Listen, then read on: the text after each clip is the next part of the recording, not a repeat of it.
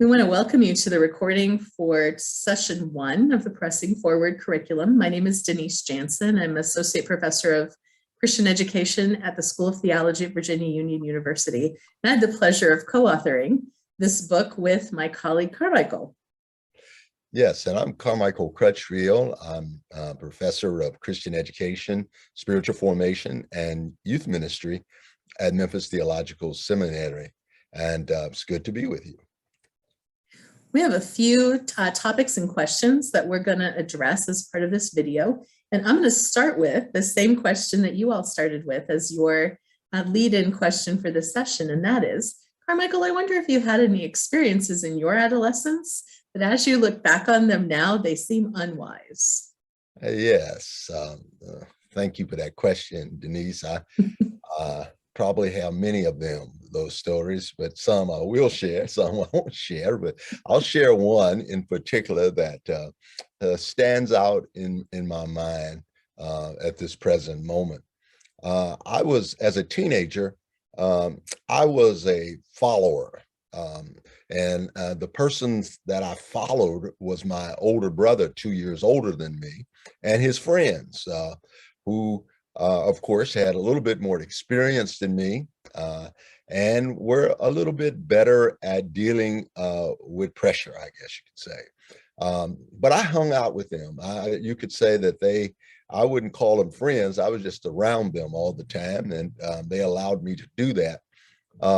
One particular time that experience that I can give that stands out is that back in those days, there was this program on TV called Starsky and Hutch. And in that program, these guys would do these incredible tricks with cars, and very much impressed by what we saw on TV. We thought we could do those same kinds of tricks with cars, and I was just learning to drive, really, at the point of trying to do these tricks, and certainly not ready to do any high-speed travel. But living out in a rural area where there was a lot of space and on roads that were not occupied very much, I once, not maybe more than once, probably. Got in a car and decided that I could make the car fly. And so there was this ravine or this ditch that was in front of us. And at the daring of my older brother and his friends, who I found out really weren't that great of friends, because they didn't mind me dying, I don't think. But I decided to jump that ditch with that car, and needless to say, I did not make it. And the car hit the embankment and hit it very hard, and fortunately, I wasn't injured, not seriously anyway, but I certainly couldn't hide the damage to the car.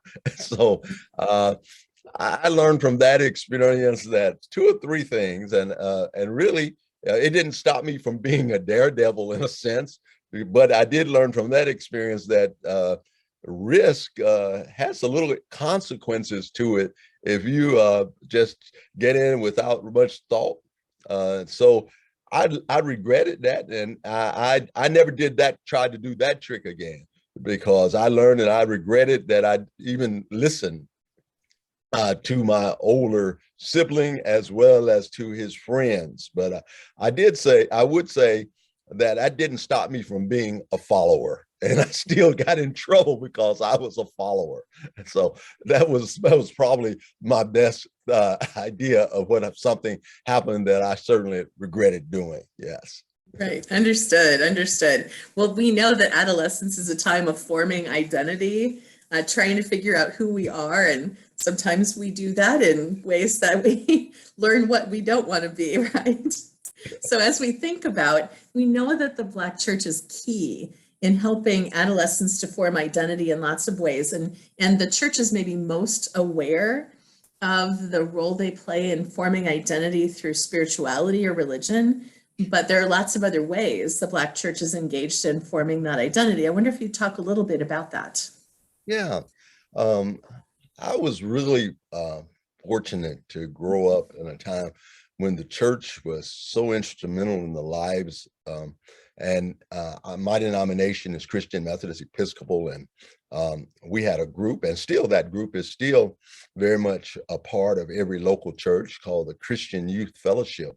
And in East Ascot, it was, of course, about trying to do some spiritual formation for adolescents, but many other things that it taught, and was helped in my identity. And I have said this to people often, is that it was in that little church, through the hands of a person who I would not call a very educated person, not from standpoint of theology. I mean, certainly she'd been to college and all that, but the thing is that we had these projects that we did, and these projects, one that comes to mind, that helped to form my identity, and those that were a part of that group, a small number of young people, boys and girls, who we had a project that to help those who were not able to do so, or was perceived couldn't do so. As teenagers, we went about painting people's houses, and that helped form an identity in me, that you don't always get paid for doing good things for people, but you do good things for people because it's the right thing to do. I don't think that at that time we made any kind of spiritual connection to that. It's just that it made us feel good that we were able to do that, and never thought about being paid to do it. It just was a good thing to do. And often reminisce about that, and about how that has helped form who I am even now, as a person. And it helped me to see my identity, that maybe my identity is more than being a race car driver, but actually about making some contribution to society. And so that the Black church, I mean, was responsible for putting me in that position to do just that, and helping to form my identity by allowing us to do that type of project, or putting that project in front of us for us to do. Powerful. It sounds like the Black church played a key role both in helping you to see yourself as someone who could do something as an agent of your own, also to understand yourself as part of a larger community, Yeah. right? That it wasn't just all about you, that there were people who had need, and you had both a responsibility and some abilities to help them. Absolutely. And just, yes, absolutely. I agree with that. So as we think about the role the church can play in the lives of adolescents, I think being aware of all of the ways that we help adolescents to form identity, to form relationships, to understand who they are in context, both with other adults and with other adolescents, and to understand the role that they have as an agent of their own actions.